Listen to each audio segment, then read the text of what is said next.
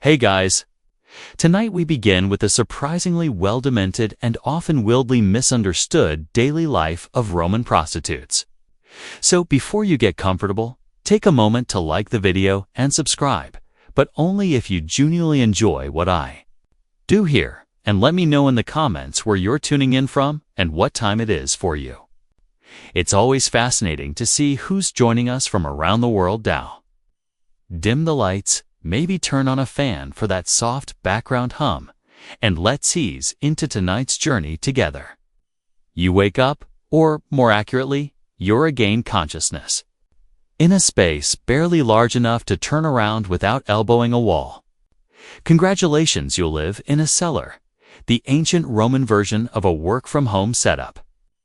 If your home was a broom closet and your job required body oil, these rooms were standard issue for many of Rome's working women, located in brothel lupanars, or stacked above taverns and baths. They were tiny windowless chambers that doubled as both living quarters and workspace. Think of it as a studio apartment designed by someone who hates light, air, and privacy. Your mattress is straw-stuffed, possibly shared with fleas, and smells faintly off wine, smoke, and disappointment. If you're lucky, there's a small oil lamp. If you're really lucky, it hasn't been stolen.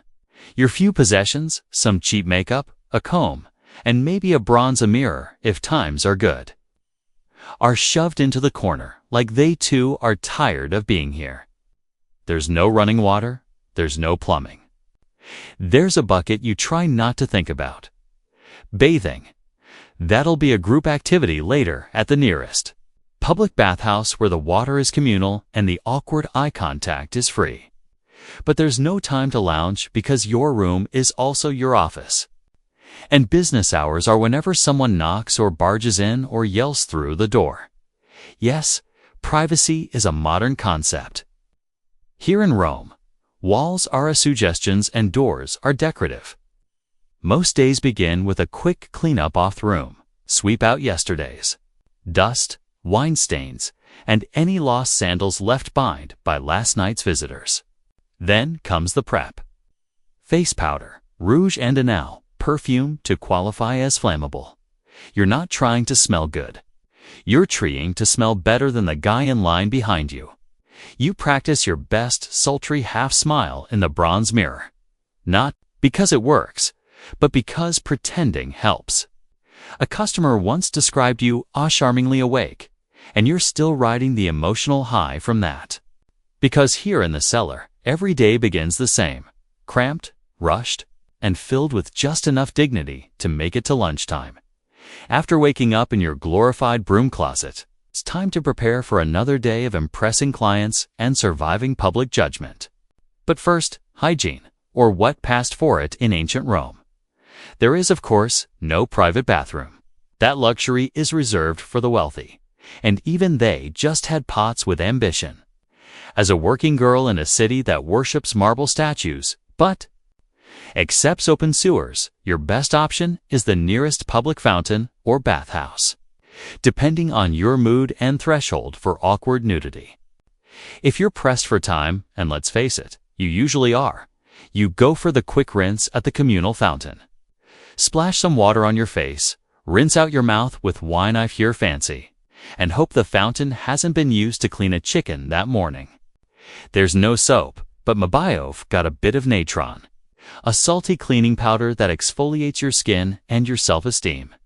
If business is slow and coins are jangling in your little purse, you might splurge on a visit to the public baths. The great Roman equalizer. Everyone's there.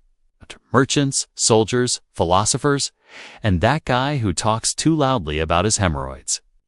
You undress, store your belongings in a niche you trust way too easily, and wade into tepid water full of floating philosophical debates and someone else's toenail. Inside, you sweat in the steam room, scrape yourself with a stridle, a curved metal blade, and enjoy a brief moment of being the cleanest person in your street, a title that lasts about 5 minutes. After the bath, you dry off, apply more perfume, and try to remember Refent invented deodorant yet. They haven't. To finish the look, a bit of chalk-based face powder, a hint of rouge for the cheeks and lips, and kohl around thighs. Not to highlight your beauty. To hide the fatigue, clients don't want to see the woman who's already dealt with 3 senators and a sailor before noon. They want mystery, allure, and someone who doesn't smell like old lentils. Now that you're washed, or at least convincingly perfumed, it's time to get dressed. And while Roman society had a lot of complicated opinions about fashion, there was one outfit that made things very clear. It's female toga. Yes, toga. That flowing white garment we usually associate with senators, emperors, and frat parties. But here's twist. In Rome, a woman wearing a toga wasn't making a political statement. She was making a professione. It was a visual billboard for "I'm not a respectable matron," and "I'm available for negotiation." Proper Roman women wore the stola, a long layered dress that said, "My husband controls my dowry and I go to bed at 9. Prostitutes, on the other hand, were denied the stole by law and required to wear a toga, often short, bright light-colored, and intentionally flashy. Think less Grecian goddess, more visible, from across the forum. The look was usually accessorized with cheap jewelry, bronze or glass beads, maybe some loud earrings. The goal wasn't elegance, it was visibility. When you're competing with 20 other women in a 100 meters radius, subtlety is a luxury you can't afford. Footwear, likely simple sandals, maybe even barefoot depending on location and budget. Comfort wasn't a priority. You're going to spend a lot of the day standing, walking, and occasionally sprinting away from a bad client or an overzealous moralist. Hair was its own ordeal. Roman prostitutes often curled and dyed their hair, sometimes wearing wigs, especially blonde ones imported from Gaul. Blonde hair had a certain exotic appeal in Rome, kind of like imported luxury soap, only more alive. And let's not forget the finishing touches. Makeup, pale face powder to contrast with red lips and cheeks, and thick kohl eyeliner to make your eyes pop, or at least look less sleep-deprived. Once fully dressed, you looked obvious, and that was the point. In a city of 1 million people, your outfit was your business card. If it made you look bold, scandalous, and economically available, then congratulations. You were ready for another glorious day off, being judged by society while being actively funded by it. So you're redressed, painted, perfumed, and hopefully not too hungover. Fun part. Drumming up business in a city where everyone wants sex, but pretends they're shocked when they find out it's for sale. In ancient Rome, marketing wasn't subtle. There were not pamphlets, no websites, and definitely no branding consultants. If you wanted clients, you had to be seen, be loud, or be immortalized in graffiti. Preferably, all 3. Let's start with location strategy. If you worked out of a lupanar brothel, your office was already built for visibility. Brothel were often located near baths, markets, or drinking establishments. In short, anywhere people might already be sweaty, bored, or easily persuaded. Think ancient foot traffic optimization. Standing in the doorway wearing your finest look-at-me outfit, you'd call out to passers-by with a mixture of flattery, negotiation, and time-sensitive offers. 2 denarii, if you're quick. Hey, might sound desperate, but hey, rent was due and the next girl over just dropped her rate to 1. If you were freelance, it was all about roaming visibility. You might hover near temples because nothing says divine inspiration like temptation, or hang around taverns ready to flirt with a tipsy legionary who still had some coin left and questionable agent. Perhaps the most bizarre and weirdly effective form of Roman advertising, wool graffiti. Yes, Pompeii has immortalized the genius of ancient street marketing. Brothel walls were plastered with handwritten reviews like Maretimus gave me the best time of my life or Felicia to denarii very fast service. These weren't just vandalism, They were ancient Yelp, unfiltered, unregulated, and very, very public. Some women even paid someone to write their name and specialty somewhere visible, usually near tavern entrances or on columns. Others let their clients do the writing, which, as you might expect, ranged from glowing praise to confused haikus about being robbed. All this made one thing clear. A prostitute's survival depended as much on marketing as on skill. If people didn't know your name, your rates, and your approximate level of enthusiasm, someone else was getting the business. Because in ancient Rome, as no, the secret to success wasn't always talent. Sometimes it was just better PR. So you've advertised yourself. You've got the outfit, the eyeliner, and just enough confidence to fake a good mood. Now it's time to talk pricing. The part where ancient Rome pretends to be a free market while secretly judging you. Anyway, let's be clear. There was no union. Rates were set by supply, demand, and whatever you could get away with before someone bartered you down with a loaf of stale bread. For street-level workers or toes and lower-end lupanors, prices could be as low as 1 or 2 asses, a small bronze coin that wouldn't even get you a glass of wine. That's right. Some clients were paying less than the cost of a decent lunch. If that feels depressing, remember some women accept food, sandals, or even promises as payment. Yes, in a city with an empire's worth of coinage, use still existed. On the other hand, high-end prostitutes, often called meretrices, operated more like luxury brands. These women could charge in denarii silver coins, sometimes multiple per client, especially if they had skills beyond the bedroom. Conversation, music, poetry, basic literacy, anything that let a client believe they weren't just hiring company, but taste. Some prostitutas Sivan had niches, not architectural ones, marketing ones. Maybe you specialized in working with sailors or performing erotic dances or reciting poetry during the act. Don't laugh. OID probably spurred someone. The more unique your brand, the less replaceable you became. Repeat clients might get a discount. Or not.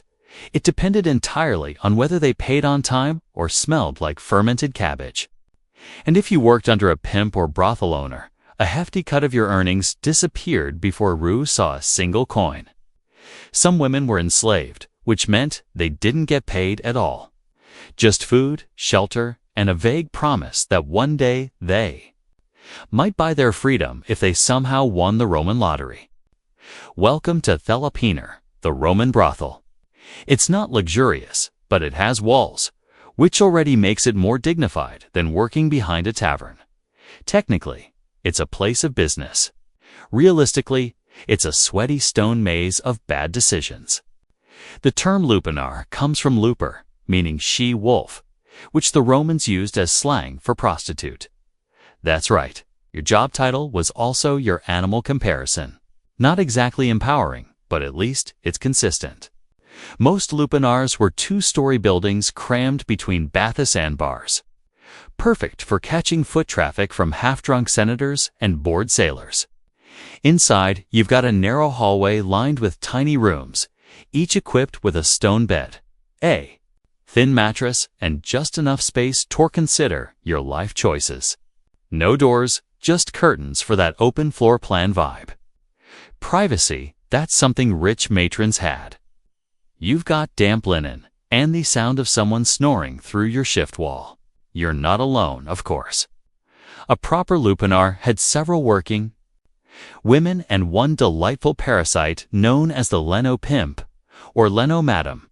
Their job was to take a cut of your earnings, promise repairs that never happened, and occasionally yell things like, "Work faster. He's important." Clients ranged from nervous teenagers to sweaty legionaries and balding senators, claiming this was just a philosophical visit. Some were in and out faster than a dropped denarius. Others tried to talk about their poetry, which frankly was worse. During downtime, you'd sit near the entrance, giving your best. I'm flirty, but dead inside expression while calling out to passing foot traffic. Marketing was mostly volume-based. 2 coins, special today. I'll pretend to listen.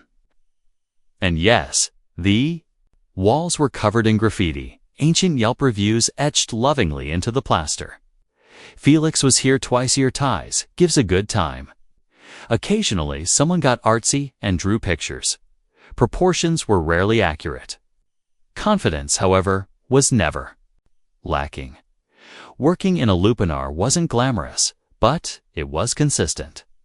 A roof over your head, a bed if you squint, and if nothing else, you'd always have a front row seat to humanity's weirdest parade. Not every Roman prostitute worked in a lupanar. Some preferred or were a sonetto, the equally glamorous world of taverns. If the brothel was a chaotic off-sea cubicle, the tavern was more like working in an open-air startup with more vomit and fewer stock options. Taverns, Colpanier or Poppy, were Rome's finest drunkards.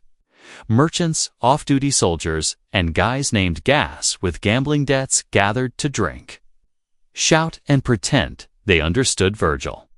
For prostitutes working here, the motto was simple: serve the wine, sell the charm, dodge the gropes. A typical shift involved pouring watered-down wine into dirty cups for people who wouldn't notice the difference.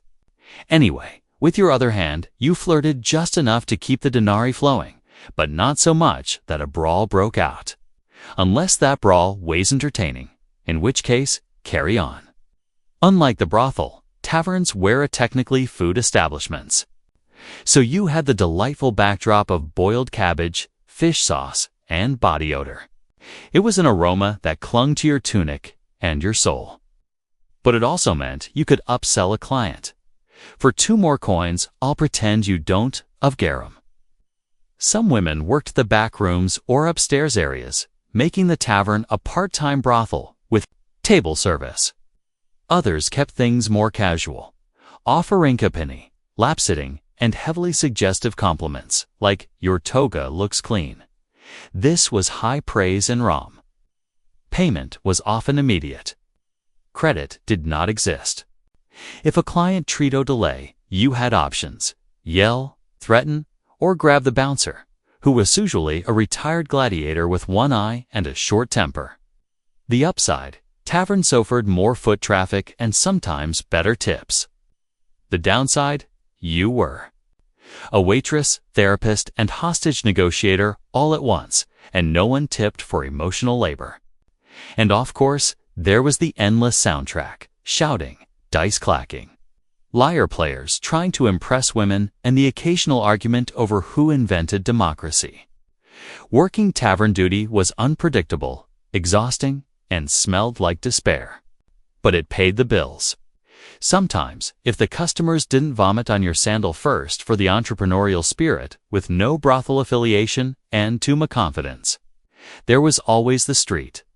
Freelance prostitution in Rome meant walking the line between independent tract and please don't arrest me. The Roman streets were alive with opportunity and sewage. Prostitutes who worked outdoors were called prostiblate, and they roamed Theles. Bathhouse entrances, marketplaces, and occasionally temple steps, because nothing says divine intervention like offering a discount outside a shrine to Venus. Daylight hours were decent for traffic, but risky. You had to navigate gawking citizens, nosy magistrates, and angry matrons who thought your existence was ruining their husband's self-control. Spoiler, it wasn't.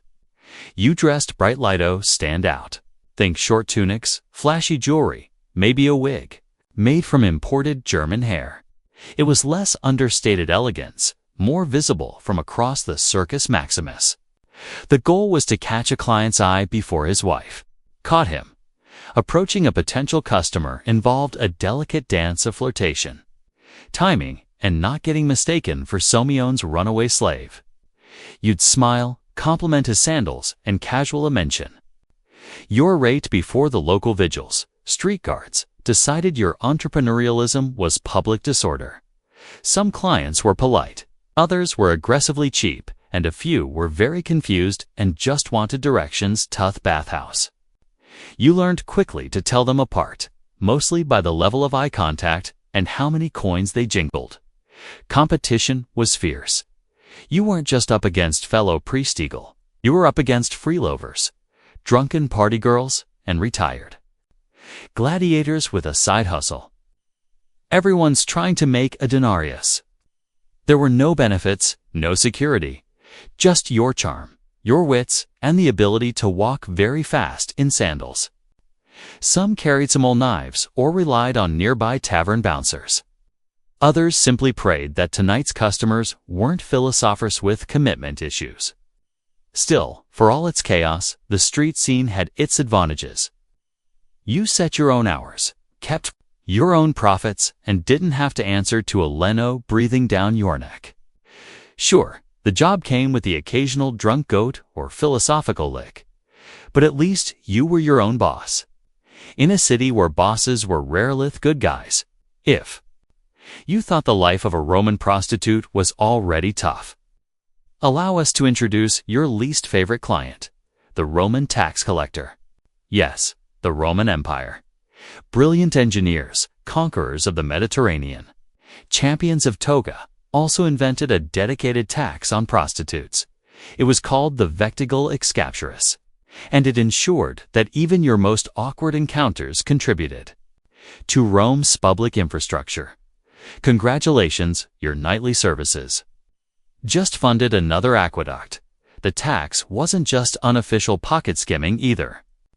This was a state-sanctioned system managed by professional collectors known as publicani, men who were somehow both boring and terrifying.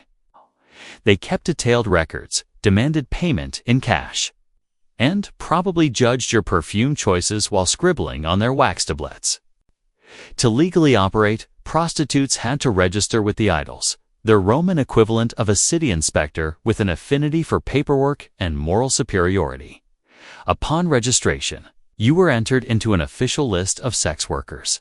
Think of it as joining a trade union, except there were no benefits and instead of a card, you got a branding. Literally, yes, some sex workers, especially enslaved ones, were branded or tatted with marks like Looper or their owner's name. If you're wondering how that made clients feel, don't worry. The branding wasn't for them. It was to ensure you couldn't pretend to be respectable later, and the tax rate. It varied depending on location, class, and whether your clients were sad senators or discount gladiators. But at alleyways, you paid per act or per week depending on the region, and there was no deduction for emotional labor, uncomfortable silences, or existential dread. Refusing to pay could result in fines, arrest, or being barred from working. Though enforcement was spotty, especially if you were paying under the table or knew how to flirt with an aisle, still, for a profession already swimming in stigma, this tax added insult to injury. Rome was essentially saying, "Wet us approve of your lifestyle. Also, give us 10%. But hey, on the bright side, at least you could proudly say your labor was helping to fund another temple. It's probably dedicated to a goddess who still wouldn't return your prayers. In Rome, being a prostitute meant you had legal permission to exist and social permission to be endlessly. Judge Dodd, yes, prostitution was tolerated by the law, taxed, regulated, even registered, but that didn't stop every senator, priest, and board philosopher from telling you how much they disapproved of you, often while zipping up their tunic. Enter the moral police, not an official squad with batons, but a vast unpaid network of senators, priests, matrons, and writers who all believed it was their divine duty to shame you while enjoying the fruits of your labor behind closed doors. At the top of the hypocrisy food chain was the Roman Senate, a group of aging elites who believed in preserving Roman virtue, a concept they typically defined as whatever we're not caught doing. Many of them publicly railed against moral decay, while maintaining discreet tabs at every brothel from the Forum Tassa Berber. Then you have the aediles, Rome's actual public officials who enforced laws on cleanliness, order, and decency. Their job was to regulate a brothel, inspect establishments, and sometimes fine women for being too obvious about their profession, which again was legally required to be obvious. You couldn't make it subtle if you tried. Writers like Juvenal and Seneca had a field day. They mocked prostitutes in verse, lumping them in with greedy merchants, loud women, and horror of horrors, women who read books. And yet these same writers gave vivid, suspiciously detailed descriptions of brothel life, almost as if they'd done extensive lyric. Even Roman matrons, the respectable wives of the elite, got in the judgment. They wouldn't speak to you, of course, but they'd walk past your street corner with a gaze that could sterilize a fig tree. Some even petitioned for laws banning prostitutes from wearing jewelry or entering public baths, which is rich considering many of their husbands treated bathhouse visits like part-time jobs. Working as a Roman prostitute came with certain occupational hazards, namely disease, injury, and whatever that thing was the sailor from Brundium left behind. Welcome to the health and wellness chapter, where the only prescription is hope you survive. Let's begin with Thebgi 1, venereal disease. Ancient Rome didn't have germ theory, but they did know that some men left you with more than a coin purse and a bad poem. There are Roman texts that describe symptoms ranging from persistent itching to things falling off that shouldn't. The medical advice, usually a mix of vinegar washes, herbal ointments, and desperate prayers to Venus. Pregnancy was another ever-present concern. There was no birth control pill, but there were options if you had the guts and the budget. Prostitutes used natural contraceptives like sulfium, an extinct plant famously over-harvested for this exact reason. Animal intestines as crude condoms, and wool tampons soaked in herbal concoctions. Effectiveness somewhere between maybe and miracle. If pregnancy occurred, things got complicated. Some women carried to term and raised their children, often within the brothel itself.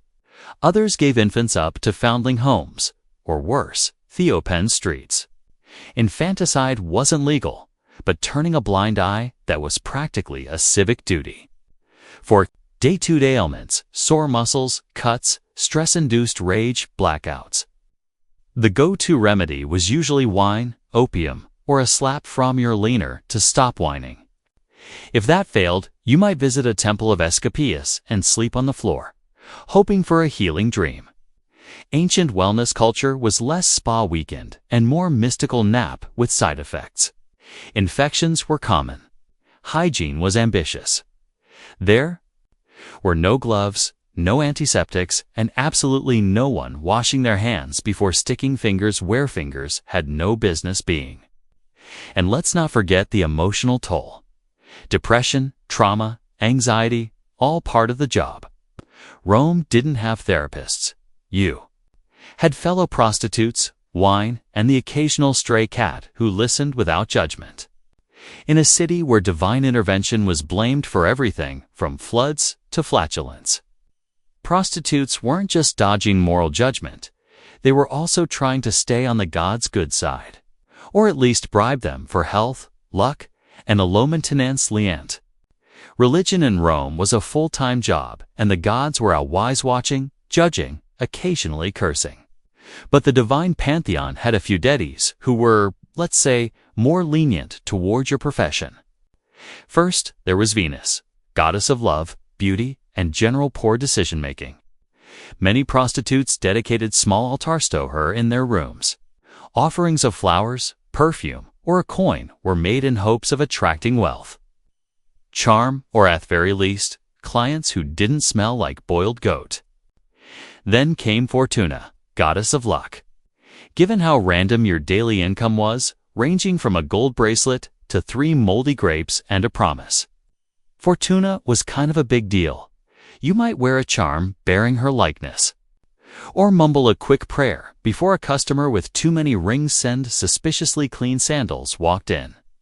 But religion wasn't all glitter and flirtation. The darker side of belief included superstition, omens, and magical countermeasures. Because when in doubt, blame the spirits. You'd burn incense to ward off the evil eye, tie red cords around your ankle for protection, or hire a professional witch to curse a rival prostitute's hairline. Don't laugh. Curse tablets califixions have been found all over Roman brothel districts, many reading like ancient Yelp revenge reviews. May her tongue rot. May her clients dry up. May she trip in the street and land in donkey dung. If you were enslaved, you might also pray to Mercury, the god of commerce and transactions. Because, let's be honest, your life was one long receipt. And if you were lucky enough to savvy up for freedom, Libertas, the goddess of liberty, got a private altar and a slightly more expensive candle. All this spiritual effort wasn't just tradition. It was survival with flair. When Rome gave you judgment, disease, and rude senators, the gods were your heart apartment. Mostly useless, occasionally helpful, and always accepting offerings. Love in the Roman world of prostitution was complicated. At best, it was a pleasant illusion, and at worst, a financial liability in a tunic. Clients fell in love all the time or claimed they did, usually after 3 cups of wine and half a monologue about their mother. Some were sincere, some were drunk, and some were trying to get at a discount. But baby, I'm different, they'd say, clutching your hand like a tragic poet, and you'd nod politely, mentally calculating how much they still owed you. Some working women reciprocated his feelings, or at least pretended to.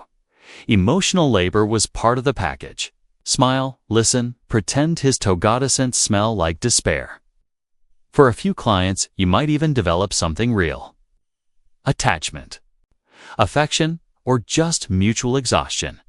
But more often than not, romance was a dangerous distraction, especially when you remembered that Rome legally categorized you as infamize, meaning you could not legally marry a citizen even if you wanted to. That didn't stop people from trying. There are tales of prostitutes who fell in love with their regulars, who were promised freedom, marriage, a house with a garden, only toned up abandoned the moment another woman with better eyeliner walked by. There were also clients who genuinely awed their favorite companion, showering them with gifts, poems, and occasionally actual manumission, the legal act of freeing a slave. These stories exist, but they were the exception, not the rule. Among fellow prostitutes, real bonds were more likely. You worked side by side, and you read same insults, shared the same lies. Some of these friendships became sisterhoods. Others became quiet romantic partnerships hidden beneath the radar of Roman patriarchy, which believed women couldn't fall in love with anyone except a man with a sword collection. And of course, there were lies you told yourself. That one day you'd quit. That your best client really would take you away. That if you could just save a little more, you'd open a perfume shop in Ostia and never look back. Maybe it wasn't true, but in Rome, everyone had a fantasy. Yours just came with better lighting and lower expectations. In the Roman world of sex work, beauty was currency and youth was the extogorate. So, what happened when the blush wore off? The client stopped lingering, and your joints started popping. Louder thon your earrings. Simple. You aged out, but you didn't disappear. Some women, having saved carefully, or miraculously, had a client with both money and follow-through. Managed to buy their freedom if they were enslaved, and start over. The luckiest opened taverns or baths, renting out rooms to the next generation of desperate optimists. Others became Madams Len, the brothel version of upper management. Less action, more shouting. As a leaner, you didn't need to be young or pretty, you needed to be sharp, intimidating, and fluent in threats involving sandals and overdue debts. You ran the schedules, kept the books, and made sure the curtains were only mildly horrifying. Clients feared you. Workers pretended to respect you. The edels sighed when they saw you coming. Other retired sex workers leaned in to fortune-telling. After all, when you've heard every confession and watched every mistake walk through the door, predicting doom becomes second nature. A few become unifocial therapists, wise women or herbalists, offering advice laced with sarcasm and slightly incorrect medical suggestions. But many simply kept working because Rome wasn't in the habit of offering pensions to women who'd spent 2 decades in a toga. Older prostitutes still had clients. They just adjusted their marketing. Less blushing flower, more experienced, discreet, and tolerates poetry. Physical appearance mattered, but so did reputation. A woman noun for conversation, kindness, or mind-blowing. Astrology readings could remain in demand long after her prime. And for those with no savings, no patrons, and no lucky breaks, the options weren't kind. You begged, you cleaned temples, you worked until your hands turned into shriveled olives. Rome didn't care how you got old, only that you did so quietly. But here's the truth, they didn't carve into marble. For many, survival itself was the achievement. And if you made it to old age with your wit intact and at least one working sandal, you were already a legend. When people think of ancient Rome, they picture marble statues, grand speeches, and emperors with questionable family trees. What they rarely picture, the woman leaning in a brothel doorway, adjusting her wig, and mentally calculating how many coins she needs to not starve next week. Roman prostitutes didn't just work in the shadows. They've been kept there by history, carefully edited out of the noble narrative, so school children could learn about aqueducts without asking uncomfortable questions. Yet they were everywhere in graffiti, legal records, satire, poems, love letters, curse tablets, and receipts. Yes, actual receipts. They were a fixture of daily Roman life, even as society treated them like morally contagious. Wallpaper. What history usually gets wrong is the assumption that these women were powerless victims or morally bankrupt side trees. In reality, many were savvy, adaptable, and, dare we say, better at business than half the Senate. They knew how to read a client, negotiate terms, avoid danger, and hustle a living in a city that cheered gladiators and stoned anyone who wore the wrong shoes, and they weren't all the same. Some were enslaved, some free. Some catered to Thrualthi, others to whoever had 2 coins and bad breath. Some hated every second. Others carved out small corners of power and routine. Most existed somewhere in between, like everyone else in Rome, pretending they weren't tired. Their stories were rarely written by them. Instead, they were remembered by poets looking for metaphors, by moralists clutching their pearls, or by archaeologists piecing together Pompeii's racist wall scribbles. But here's what's remarkable. There, still visible stone carvings in sarcastic graffiti, in laws and loopholes, and offhand mentions in love poems. These women were erased from respectability, but not from reality. They worked, they laughed, they scammed, they wept, and they endured. All without marble statue, azure gilded tombs, just faint ink on a crumbling wall. Maritima was here and worth every coin. So the next time someone waxes poetic about the glory of Rome, remember, behind every Tagaclid Philisar was a working girl, keeping the economy and the gossip alive in the world of the Vikings. Warfare was a constant presence, and with it came injuries, deep cuts from swords, axe wounds, broken bones, and burns from fire and frost, on the battlefield or back in the village. It was the leknir, the healer, who was called upon to treat the wounded. These individuals were respected members of society, combining the practical knowledge of herbs with the spiritual traditions of Norse belief. Among the most trusted herbs in a Viking healer's collection was Yarrow amylifolium. Known for its ability to staunch bleeding, yarrow was used widely across northern Europe. Viking healers would crush the leaves and apply them directly to wounds, either alone or mixed into apis. Yarrow acted as a coagulant, helping to stop blood flow and prevent infection. It was believed to possess sacred properties, with legends connecting its power to Odin himself. The preparation of such remedies was both methodical and rooted in cultural ritual. The healer might wash the wound with boiled water infused with antiseptic herbs, apply crushed yo, and bind the area tightly with linen or animal skin strips. In some cases, chants or prayers were recited during process, invoking protection or healing from the gods. Healing was not just physical, it was also spiritual. Beyond battlefield wounds, yarrow was used internally as well. A tea made from its flowers and leaves could reduce fevers, ease digestive complaints, or help relieve menstrual cramps. It was a versatile plant and one that could be found growing throughout the leaking homelands, in fields near rivers, or in small garden plots maintained by women of the household. Healers in Viking society had a deep understanding of their environment. They knew which plants grew in which seasons, how to harvest them properly, and how to preserve them for use during the long, dark winters.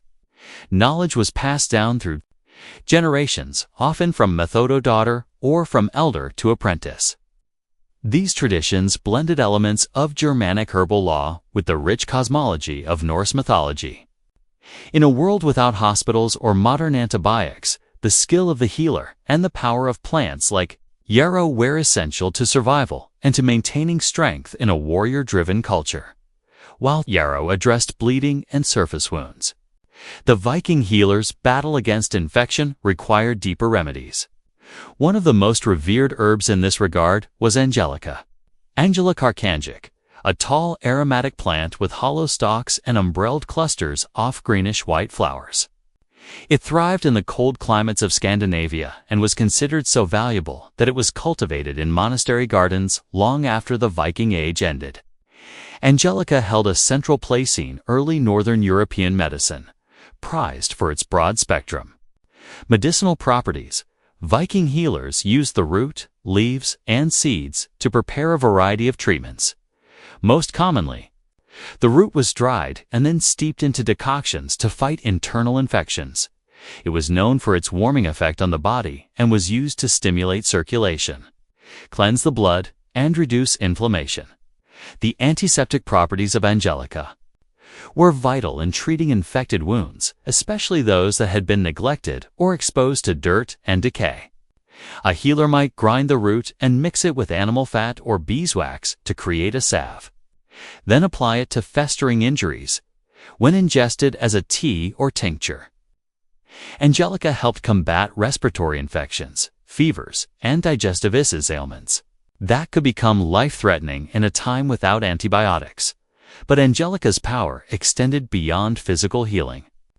In Norse cosmology, certain plants were believed to carry divine energy.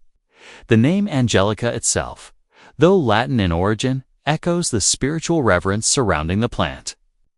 In Christianized Europe, it was said to have been revealed by an angel to cure the plague. While Viking belief systems were different, they too held that some plants were gifts from the gods. It is likely that Angelica, with its strong scent and dramatic appearance, was associated with protection and sacred power. Women who often served as herbalists within the household used Angelica to treat gynecological conditions. Tea was thought to regulate menstrual cycles and ease childbirth, a dangerous and sacred moment in Norse society because of its reputation as a purifier. Angelica was also used in smoke rituals to cleanse homes and ward off diseases during times of illness. In every Viking community, from remote farms to coastal trading towns, Angelica was a cornerstone of natural medicine. Its effectiveness and symbolic weight made it a trusted ally in the healer's quest to preserve life in a harsh and unpredictable world. As spring arrived in the Viking world, it brought with it one of the most vital remedies for fever and fatigue. Birkstap, the birch tree, widespread across Scandinavia, was more than just a source of wood. It was a living pharmacy. Vikings tapped the tree in early spring, collecting the clear, slightly sweet sap as it rose from the roots to nourish new leaves. This seasonal practice required skill and timing, as the sap could only be harvested for a short period before the tree fully awakened. Healers use birch sap as a tonic for those weakened by long winters, illness, or lingering fevers. It was served fresh or fermented into a lightly alcoholic drink known for its revitalizing qualities. Rich in minerals, electrolytes, and natural sugars. Birch sap helps hydrate the body and restore lost energy, especially after the depletion caused by sickness or extended fasting. In an era without formal nutrition science, Viking healers recognized the restorative power of this gift from nature. In cases of fever, healers often paired birch sap with infusions of cooling herbs such as meadow or elderflower. This gentle combination helped bring down body temperature while nourishing the patient. In more serious cases, the sap might be mixed with bitter herbs like wormwood to purge the body of what was believed to be harmful humors. The logic was simple: cleanse, restore, and dreblance. Beyond its internal uses, the birch tree had a role in external treatments. 2. The bark, when boiled, produced a tar-like substance with antiseptic properties. It was used to treat skin infections, minor burns, and bites. Birch leaves were also used in picoses and steam baths to draw out toxins from the body, often accompanied by prayer or ritual to align the physical with the spiritual. Symbolically, the birch tree represented renewal and purity. It was often the first tree to grow after land was cleared or burned, and this regenerative quality made it sacred in both Germanic and Norse traditions. The use of its sap in healing reflected this belief, returning vitality to Thesik and offering the promise of recovery after hardship. In the healer's practice, birch sap was a seasonal trier, a clear, life-giving elixir that marked the changing of the year and the persistence of health in a cold and often merciless land. In Viking herbal medicine, juniper was revered for its powerful cleansing properties, both physical and spiritual, growing abundantly in the rocky soils of Scandinavia. Juniper bushes with their prickly needles and aromatic berries were among the most trusted tools in a healer's repertoire.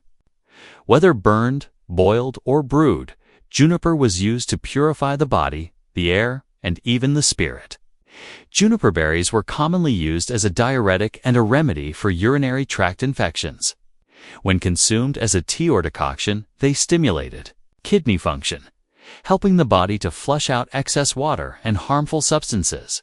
This made them especially useful during illnesses that involve swelling, bloating, or lingering fevers.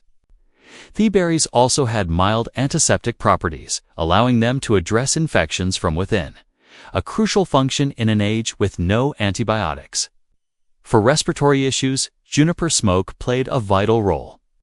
Healers would burn dried juniper branches and let the smoke fill a room or a tent, believing it could drive out disease.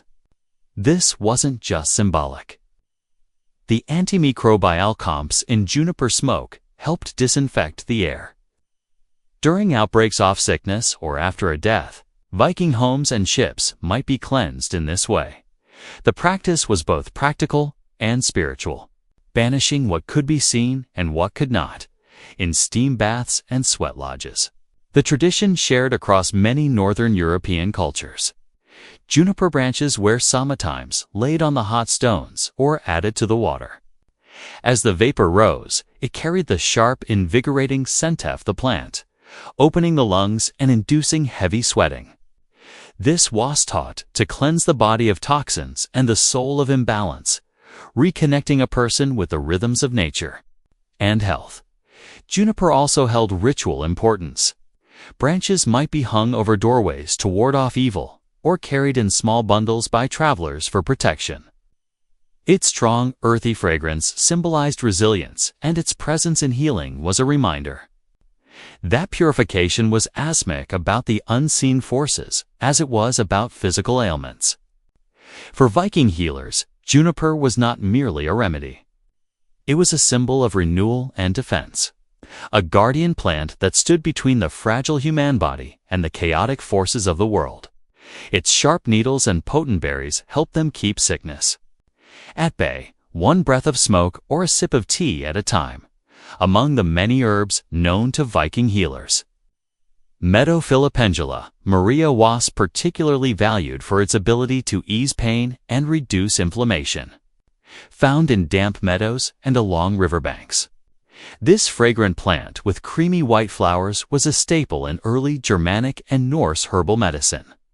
Though they lacked modern terminology, Viking healers recognized that some plants had the power to cool fevers, relieve a discomfort, and help the body recover more gently. Meadow was often used to treat headaches, joint pain, and digestive problems. The flowers and leaves were dried and steeped into teas which were given to patients suffering from fevers or general aches. Common complaints in a harsh climate were physical labor and exposure were part of daily life. The herb's soothing effects made it an essential remedy during times of illness and recovery. Unbeknownst to the Vikings, meadow contains compounds similar to salicylic acid, the basis for modern aspirin. This natural pain-relieving ability explains why it was so effective and frequently used. Healers didn't know the chemistry, but they knew the results: less fever, reduced swelling, and relief from discomfort. These benefits were especially important during the winter months when colds, joint pain, and respiratory infections were widespread. For digestive issues, meadow was considered a gentle treatment for nausea, heartburn, and stomach cramps.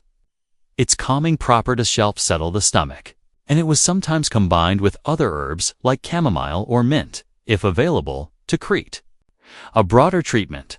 The plant's sweet scent also made it a comforting addition to healing rituals, which often blended the sensory with the medicinal.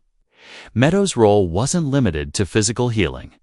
Its delicate, almost ethereal presence tied it to the natural cycles of growth and decay, life and death. As with many Viking remedies, its use may have included symbolic gestures, such as laying its flowers near the ill, or including it in burial rites to ease the journey to the afterlife. Some sagas and later folk traditions refer to sweet-smelling herbs as gifts from the gods or spirits of the land. In a culture that respected strength but understood the necessity of healing, meadow was a quiet yet powerful ally. It helped warriors rest, allowed children to recover, and gave the elderly comfort in their final years. For the healer, it was one of the gentlest and most reliable tools in their care. Mugwort wort Artesia vulgaris held a special place in the Viking healer's practice, not only as a medicinal herb, but also as a spiritual tool. Known across Northern Europe for its bitter aroma and silvery leaves, mugwort was considered one of the most sacred plants in Germanic tradition. For Viking societies where healing was never just physical, mugwort served as a bridge between the body, the mind, and the unseen world. Medically, mugwort was used to treat a wide range of ailments. It helped with digestive problems, menstrual irregularities, and fatigue. The tea made from its leaves was used to ease stomach cramps, stimulate appetite, and support the liver. Viking women in particular relied on mugwort to regulate their cycles and aid with childbirth, in a world without midwives or formal obstetrics. The healer's knowledge of such herbs was vital for survival during pregnancy and delivery. Mugwort also had powerful nervine properties, meaning it calmed the nervous system. For warriors who experienced restlessness or nightmares, mugwort tea or smoke was taught to restore inner balance and protect the mind. Sleep, which was often disturbed after battle or illness, could coaxed back by burning dried mugwort near the bedside or placing it under the pillow. This wasn't simply superstition. Many aromatic herbs do have mild sedative effects, but beyond its medicinal uses, mugwort was strongly linked to ritual and magic. Viking healers and wise women often referred to as valor or sidcanurized mugwort in ceremonies to invoke dreams, protection, or visions. It was sometimes burned during rites of cider, the Norse form of trance magic and prophecy. The rising smoke was believed to carry prayers to the gods or ward off harmful spirits. Healers might also use mugwort during solstice ceremonies, seasonal changes, or in times of emotional distress. A bundle of mugwort cowled to be hung over the door for protection.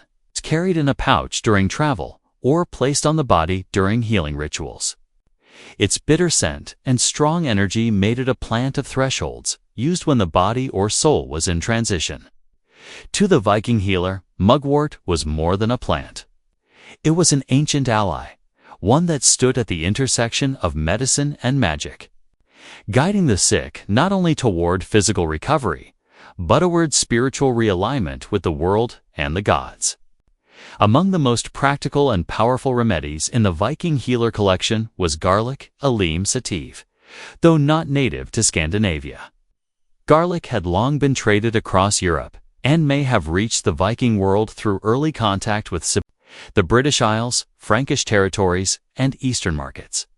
Its strong scent and potent medicinal qualities made it an essential part of early Norse medicine, especially for infections, parasites, and protection against disease. Garlic's antibacterial and antifungal properties were well known, even if not scientifically understood. Viking healers used crushed garlic in pieces to clean wounds and prevent festering, particularly important for injuries sustained during battle or travel. When applied directly to cuts, garlic could kill harmful microbes and reduce inflammation. Though painful, this treatment was effective in preventing deeper infections in a time when even minor wounds could turn deadly. Internally, garlic was often eaten raw, pounded into pastes, or brewed in strong infusions. It was believed to strengthen the immune system, purifies the blood, and warm the body during illness. In harsh northern winters, when colds, fevers, and coughs were widespread, garlic served as a valuable tonic.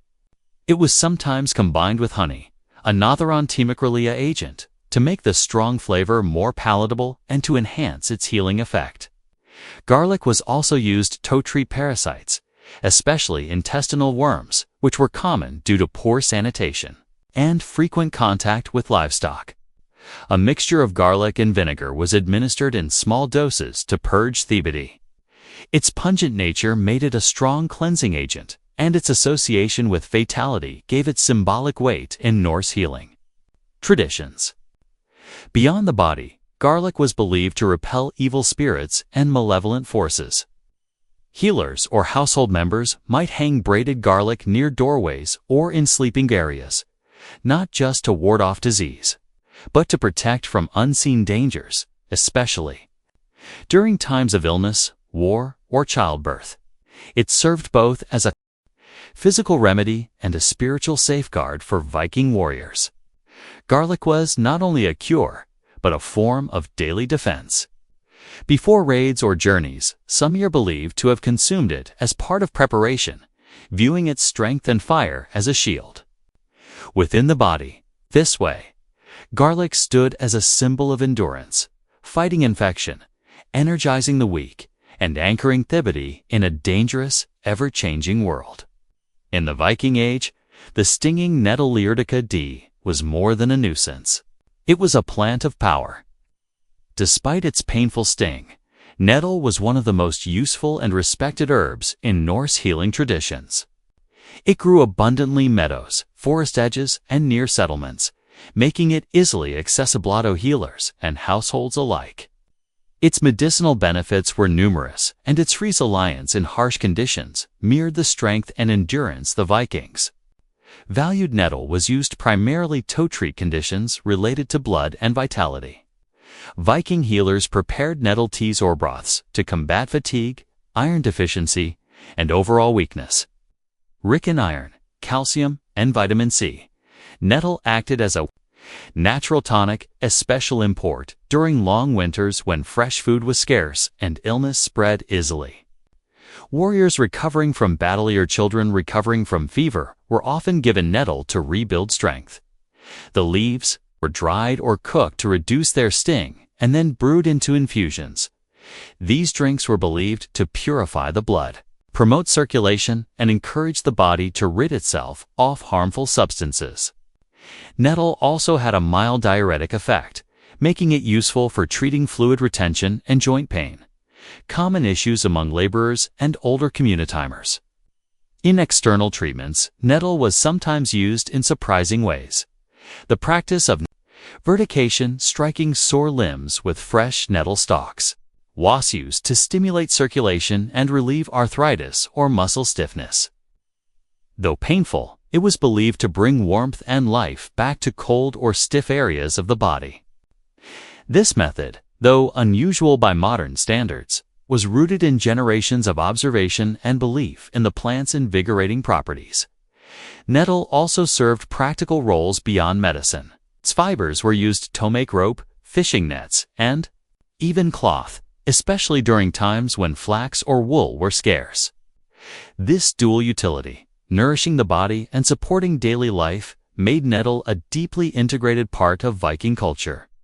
Symbolically, nettle was a plant of resilience. It thrived in disturbed soil and returned year after year, no matter how often it was cut back. In Norse society, where survival required both strength and adaptation, nettle embodied those values. For the healer, it was a reminder that even the most painful plants could bring healing. And that power often came from what first seemed harmful. Viking herbal medicine was never written down in formal texts during the Age itself. Instead, it lived. In the spoken word, in chants passed from mother to daughter, in gestures shared among wise women, and in the quiet work of healers who blended tradition, observation, and belief. These practices formed a body of knowledge deeply rooted in both the natural environment and Norse cosmology. To treat illness in the Viking world was not just to cure the body, but to restore balance to the person, the household, and the invisible threads connecting them to the gods. Healers in Viking society worked with what the land provided. They knew which herbs to gather in spring, which roots to dry in autumn, and how to preserve medicinal plants through the long winter months. Yarrow, angelica, birch, juniper, meadow, mugwort, garlic, and nettle. Each had a specific role, but all were part of a larger system of understanding the body in harmony with nature. Treatments were physical, yes, but also symbolic. Illness might be seen as a disturbance in fate, a challenge from the gods, or an imbalance between these and unseen worlds. Women played a central role in maintaining and passing down this knowledge. In longhouses and farmsteads, female healers oversaw the care of families and communities. Some took on more specialized roles like the velour, seers who blended healing with prophecy, often called upon during crisis. Their work often included sacred herbs, spiritual rituals, and appeals to divine forces like Frigg, Air, or Freya. Healing was not just a duty. It was an act of connection between mortal life and the mythic world. With the spread of Christianity and the decline of Norse paganism, much of this oral tradition faded or was absorbed into new religious frameworks. Monasteries adopted and preserved some of the herbs and techniques, while others disappeared or became entangled in superstition and fear. But echoes of Viking herbal medicine can still be found today in Scandinavian folk healing, in modern herbalism, and in the renewed interest in ancestral plant knowledge. The legacy of Viking healers lies not just in the herbs they used, but in the worldview they preserved, that nature holds power, that healing is both physical and spiritual, and that wisdom often resides in the hands of those who listen to the land. John of Arvar was born in the winter of 1412 in the rural village of Damy, a quiet hamlet in northeastern France nestled near the border of Burgundy. At the time, France was fractured by war and civil unrest. The 100 Years' War between England and France had already dragged on for decades, and northern France was caught in the crossfire. Joan was born into this turbulence, the daughter of Jacques d'Arc and Isabel. Rome, devout peasants who raised their children in the Roman Catholic faith. Her family lived modestly. They owned a small patch of land, a few animals, and relied on farming to survive. Joan was not taught to read or write like most girls of her class. But she was known for her hard work and deep religious devotion from an early age. She spent much of her childhood helping around the house, tending sheep, and attending church. Her world was humble and steeped in faith. The voices Schuwald later claimed to hear would come to someone who already spent hours in prayer and contemplation. Douai itself was a contested area. Though technically loyal to the French crown, it bordered Indian territory, a faction allied with the English. The threat of violence was constant. Raids by Anglo-Burgundian forces occasionally swept through the region, destroying crops and burning homes. Joan would have grown up with stories of heroism and defeat, of saints and warriors, of kings and traitors. Her early years were shaped by instability, fear, and a longing for peace. Despite the fear that hung over France, Joan's childhood was not without community. She was well-liked in the village and described by neighbors as kind, pious, and unusually serious for her age. She often prayed at a nearby chapel dedicated to the Virgin Mary, where she would later claim her divine mission began. These years laid the spiritual and emotional foundation for what would come. Her faith, her loyalty to the king, and her sense of purpose were not formed in the royal court, but in the fields and chapels of her village. From such humble origins, no one could have imagined that this peasant girl, illiterate, unknown, and barely a teenager, would one day stand before kings, lead armies, and challenge the might of empires. At the age of 13, Joan of Arc's life changed forever. She later testified that in the summer of 1425, while alone in her father's garden, she experienced a vision, accompanied by a voice that seemed to come from beyond this world. At first, she was afraid. The voice, surrounded by a dazzling light, was accompanied by the appearance of figures she identified as Saint Michael, Saint Catherine, and Saint Margaret, three powerful saints in Catholic tradition. These visions would continue growing in intensity and clarity over time. The message was clear but extraordinary. She was chosen by God to help save France. More specifically, her divine mission was to drive the English out of French territory and to ensure the coronation of Charles the Dauphin as the rightful king of France. It was a staggering revelation for a young peasant girl with no military experience, no formal education, and no standing in society. Joan told no one at first. She kept the visions private, fearing disbelief or punishment. But the voices persisted, urging her to act. Over the next few years, she became increasingly convinced that her mission was real. She began to devote herself even more deeply to prayer, fasting, and religious discipline, believing that her Puritan obedience were essential for fulfilling God's will. By 1428, the political and militarization in France had worsened. The English had captured much of northern France, and the city of Orleans, a key stronghold, was under siege. The Dauphins remained uncrowned, his legitimacy in question. Joan, now 16, believed the time had come to act. She traveled to the nearby town of Vaucouleurs and requested an audience with the local commander, Robert de Baudrier, claiming she had a message for the king. At first, Baudrier and his men laughed her off. The teenage girl claiming divine guidance was hardly taken seriously. But Joan was persistent. She returned again and again, speaking with a conviction that unsettled some and impressed others. Eventually, after hearing reports of her reputation for piety and learning that she had predicted a military setback in Orleans before news had reached the town, Baudricourt relented. He agreed to send her, dressed in men's clothing and under-armed escort, to meet the DOA.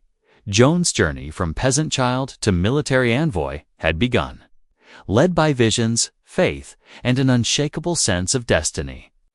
In early 1429, Joan of Arc arrived in Chinon, where Charles, the uncrowned Dauphin of France, held his court. The journey had been long and dangerous. She traveled more than 300 miles through enemy territory, dressed as a man to avoid attention and assault. When she finally stood before the royal court, she was met with skepticism and curiosity. Charles, unsure of her motives and wary of trickery, decided to test her. To begin, he disguised himself in plainclothes and hid among his courtiers. Joan, having never seen him before, immediately picked him out and addressed him directly. Witnesses were astonished. She reportedly told him details that only he and his closest advisors would have known, possibly regarding a private tepary or secret doubt. For many in the court, it was the first sign that something beyond explanation was at work. Still, Charles was cautious. He ordered that Joan be examined by theologians and church officials in Poitiers. For several weeks, she was questioned about her visions, her morality, and her doctrine. She was a teenage girl being grilled by learned men, yet she answered with composure and confidence. Her virginity was tested as it was believed her purity was essential for her divine mission. The examiners found nothing heretical in her claims and noted her remarkable character and intelligence. Despite her lack of formal education, the court's advisors concluded she could be sent to Orleans with the army. But first, Joan requested something symbolic, something that would signal her role not merely as a soldier, but as a divine emissary. She asked for a banner. The banner she received was white, embroidered with an image of Christ and the words, Jesus Maria. It would become her most treasured possession, and she carried it into every battle, declaring that she preferred the banner to the sword. She was also fitted with a custom suit of white armor and given a sword which she claimed to have been divinely led to discover behind the altar of a chapel in St. Catherine de Faubourg. With her armor, banner, and a company of soldiers, Joan prepared to march toward Orleans. She was just 17 years old, young, untrained, and utterly convinced that God had sent her to save France. Her arrival at the besieged city would mark the beginning of one of the most legendary military campaigns in European history. By the spring of 1429, the city of Orleans had been under siege by the English for several months. Its fall would have opened the way to the heart of France, and with it likely the collapse of French resistance. Morale was low, supplies were dwindling, and the Dauphin's cause teetered on the edge of defeat. Then Genevieve arrived. She entered the city on April 29th, met by cheering crowds who believed her to be a miracle sent by God, clad in white armor and riding a white horse. She quickly became a symbol of hope and divine favor. Her presence reinvigorated the French troops and citizens alike.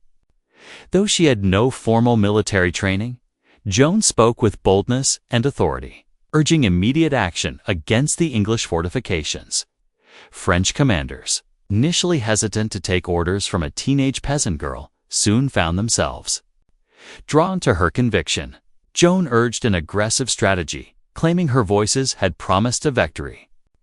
Despite her youth, she rode into battle beside the soldiers, often placing herself in the most dangerous positions.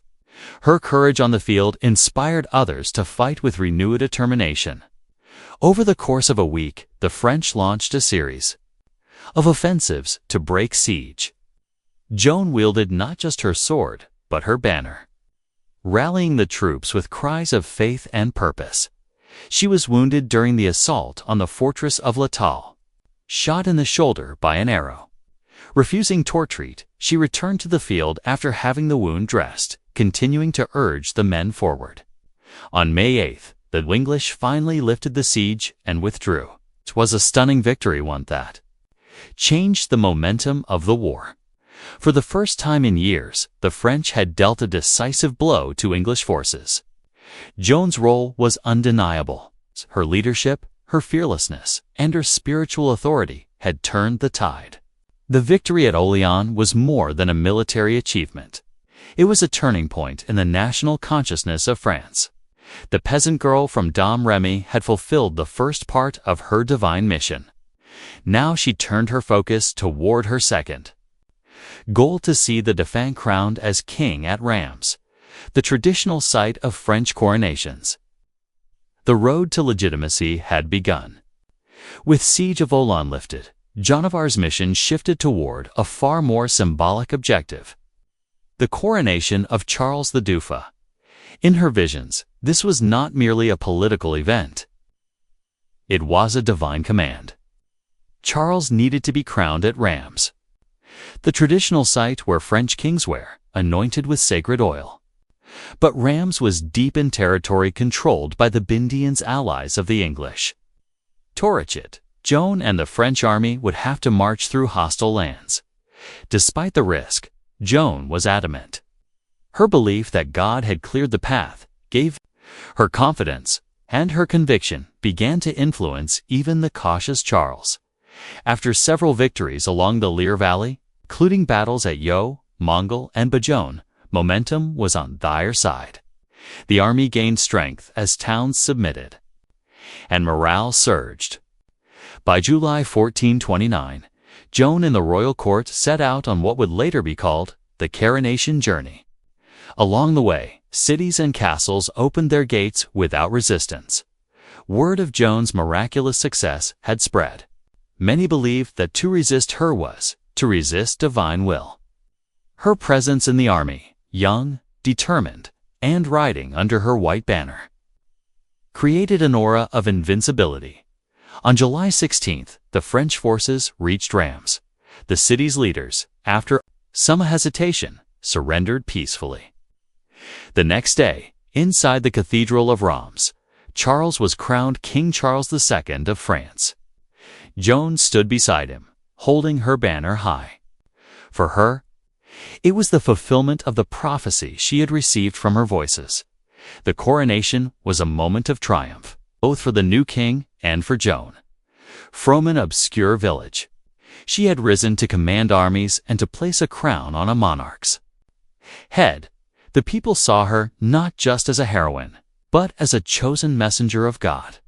Her presence had transformed Thuir from a political struggle into a spiritual cause. But success brought in Shin.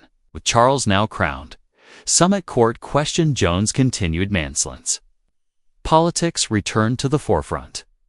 Joan had completed the task she was Toledo, but she was not finished.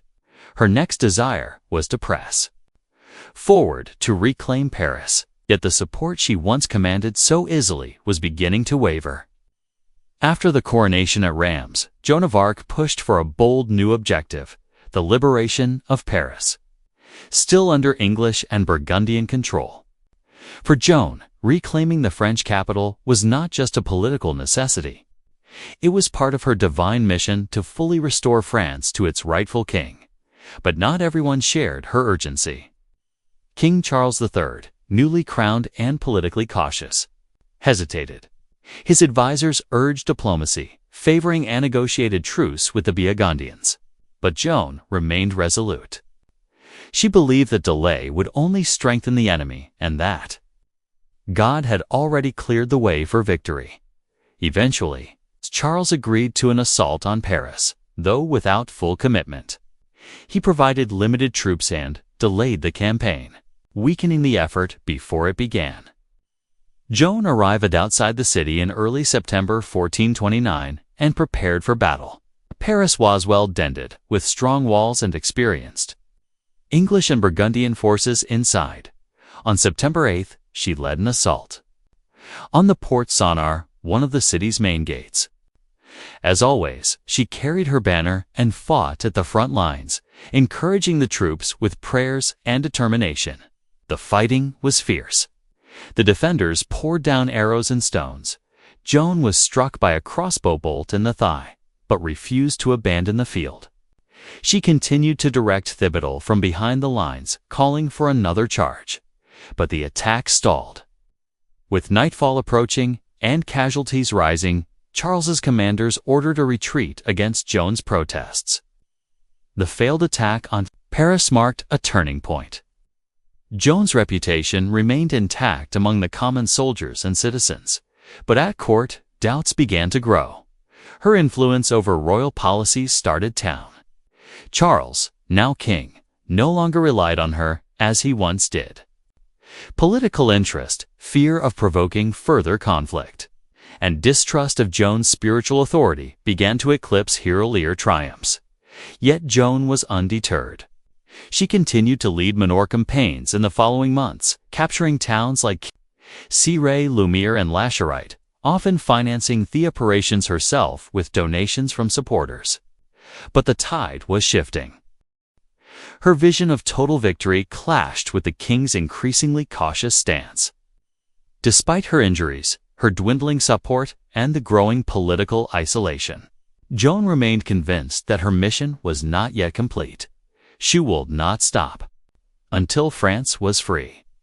But in the shadows, betrayal and danger were closing in. In the spring of 1430, Joan of Arc continued her campaign. Though her position had grown increasingly precarious, her successes in the battlefield had not translated into lasting political power.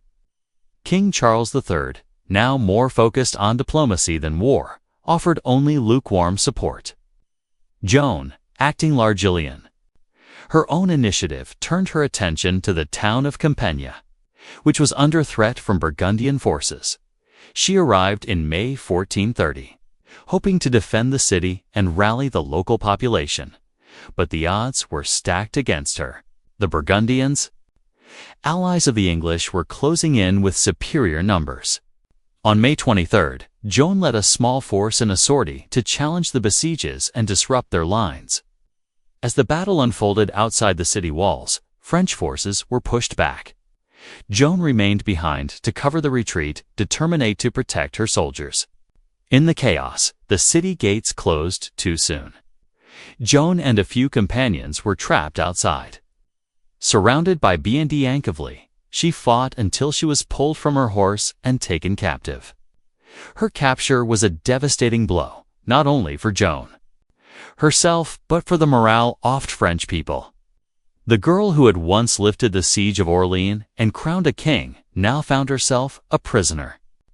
The Biendians held Joan for months, treating her more as a political prize than a common captive. She was eventually sold to the English for a large sum, an act that confirmed her status as a threat to their cause. The English viewed her not only as a military adversary, but as a dangerous symbol of resistance and Devon illegitimacy. Throughout her captivity, Joan attempted escape more than once. In one instance, she jumped from a high tower, injuring herself badly, but surviving, even in chains. Her will remained unbroken. She demanded to be treated as a noble prisoner of war, not as a criminal or heretic. But the English had other plans. They did not intend to hold her indefinitely. They meant to destroy her credibility, her image, and the power she had come to represent. Her trial was already being prepared. Joan's capture at Compiègne marked the beginning of her final, most harrowing chapter. She had risen from obscurity to heights of power, only to be betrayed, abandoned, and delivered into the hands of her enemies. But her story was far from over. After months in Burgundian custody, Joan of Arc was transferred to English hands and brought to Rouen, the English administrative capital in occupied Normandy. There, beginning in January 1431, she faced a formal ecclesiastical trial, not as a prisoner of war, but as a heretic, a designation that allowed her captives to strip her of honor and execute her under church law. The trial was orchestrated by the English, but carried out by a panel of pro-English French clergy, led by Bishop Pr0stitutes, a staunch opponent of Joan and loyal to the Biendian cause. Its true goal was not justice, but the destruction of Joan's legacy. By branding her a heretic, the English sought to undermine the legitimacy of Charles II, whose coronation she had enabled. Joan was held in a secular prison, guarded by male soldiers, a direct violation of church law. Was denied access to legal counsel, threatened with torture, and interrogated repeatedly, often for hours at a time without rest or support. Despite being a 19-year-old peasant girl facing some of the most educated men in France, she defended herself with remarkable intelligence and composure. Over the course of several months, she was questioned about her visions, her clothing, her faith, and her role in the war. The judges focused especially on her claim to divine voices and her habit of wearing men's clothing, an act considered both heretical and unnatural by church standards. Despite their pressure, Joan remained firm. In her testimony, she maintained that her voices came from God, that she had acted in obedience to divine command, and that she had always remained faithful to the church. At one point, when asked whether she believed she was in God's grace, she famously responded, "If I am not, may God place me there. If I am, may God keep me there." It was a powerful answer, neither arrogant nor self-condemning, and one thought impressed even her inquisitors. But the outcome was never truly in question. Political necessity outweighed truth. Joan was eventually condemned for heresy based largely on her refusal to renounce her visions and her insistence on wearing male attire, which she had resumed in prison for protection. Her sentence was death. The girl who had once lifted a nation would now be silenced, not by defeat in battle, but by a court of men determined to erase her from history, or so they thought. On the morning of May 30th, 1431, Joan of Arc was led to the marketplace in Rouen, tied to a wooden stake and burned alive. She was just 19 years old. As the flames rose around her, she reportedly called out the name of Jesus repeatedly and asked for a cross to be held before her eyes. A soldier, moved by her courage, handed her a small wooden cross. Witnesses said she faced death with calm resolve. Her execution was meant to be final, a warning, a silencing of a Dangerous symbol, but it had the opposite effect. Instead of being erased, Joan became a martyr. Even English and Burgundy nobsters were disturbed by the spectacle. Some wept, others openly questioned whether the church had committed a grave injustice. One of the English clerics present was said to have exclaimed, "We are lost. We have burned a saint." Over the years that followed, Joan's image only grew stronger. Her unwavering faith, her courage in battle, and her dignified defense at trial became the foundation for a powerful legend. In 1456, 25 years after her death and following a formal investigation ordered by Pope Sixtus III, Joan's trial was declared invalid. She was officially exonered, her name cleared of heresy. In the centuries that followed, Joan of Arc became a unifying symbol for France. During times of national crisis, particularly during the French Wars of Religion and later during the Franco-Prussian War, her story was invoked as a beacon of courage, patriotism, and divine mission. Artists, writers, and historians immortalized her life. Her face appeared in stained glass, sculpture, and literature. She was celebrated as both a warrior and a mystic, a simple peasant and a national heroine. In 1920, nearly 500 years after her execution, the Catholic Church formally recognized Joan of Arc as a saint. The girl who had been condemned by church officials was now one of its most revered figures. Her feast day is celebrated on May 30th, the anniversary of her martyrdom. Today, Joan of Arc remains one of the most iconic figures in world history. Her life defied every expectation: peasant, prophet, warrior, prisoner, saint. Through faith and conviction, she altered the course of a kingdom. Through fire, she entered legend, and through memory, she lives him. The life of a medieval baker began in darkness. Long before roosters crowed or church bells tolled, bakers were already hard at work. Their day often started around midnight, when most of the town was fast asleep. The quiet streets were cold and still, but inside the bakehouse, flames crackled. Flour dust hung in the air, and the rhythm of kneading began. Medieval bread wasn't made on a whim. It required precise timing and a practiced hand.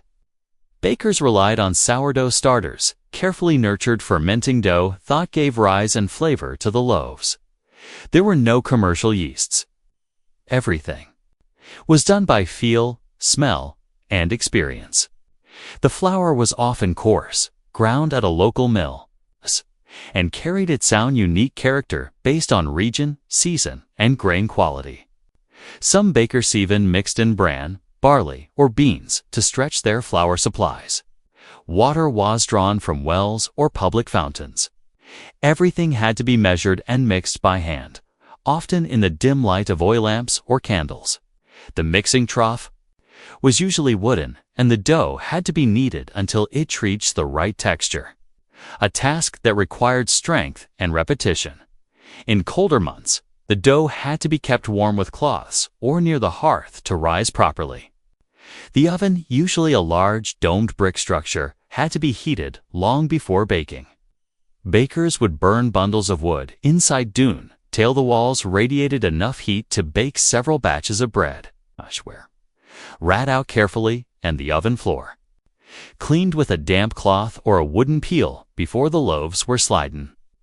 By the time the town stirred, merchants setting up stalls, church doors opening for morning mass, the baker's first loaves were already out of the oven. The smell of warm bread filled the air. It was the scent of sustenance, of daily survival. For many in the medieval world, bread was the cornerstone of every meal.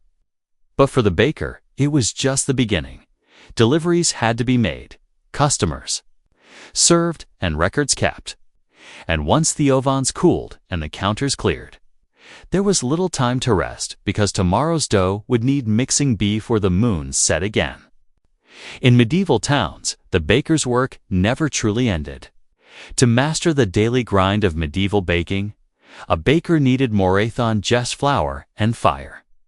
They relied on a trusted set of tools, each shaped by generations of craftsmanship. The bakehouse itself was often a simple stone or timber frame structure. Built inside, it was a specialized world. Every item had a purpose, and efficiency could